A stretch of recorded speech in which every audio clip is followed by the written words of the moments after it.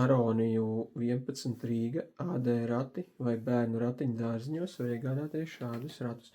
Šeit ir Saibex Gazelle ar pilnīgi jaunu ratu rāmi, lietotas sēžamās daļas, divas melnas, 750 eiro.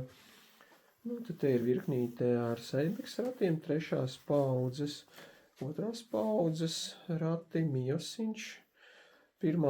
paudzes, 3. paudzes sarkans, Saibex, te ir pats jaunākais Saibex, 4. paudze, Mios arī jaunākās paudzes, sēžam rati, tad ir Bugabo, vakardien rādīja klientiem, tāpēc arī atstāja, varbūt arī kādam jums iepatīkās, 250, 280 eiro pelēki, Volks, Bugabo, Ferrari, viss šeit ir norādīts cenas vai nu pa 2.1, vai nu pa komplektu. Nu šeit, piemēram, 590 eiro, ne jau tikai pa kulbu.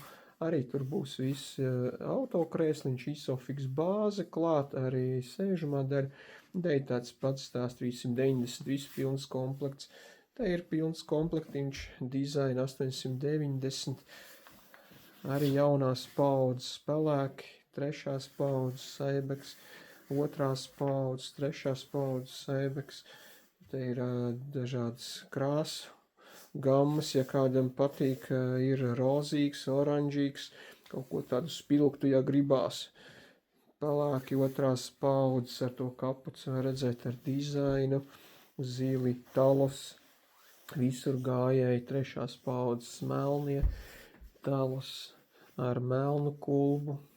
Te ir pilnīgi jauni rati, Kinderkrafts melni, tādi momijas zaļi.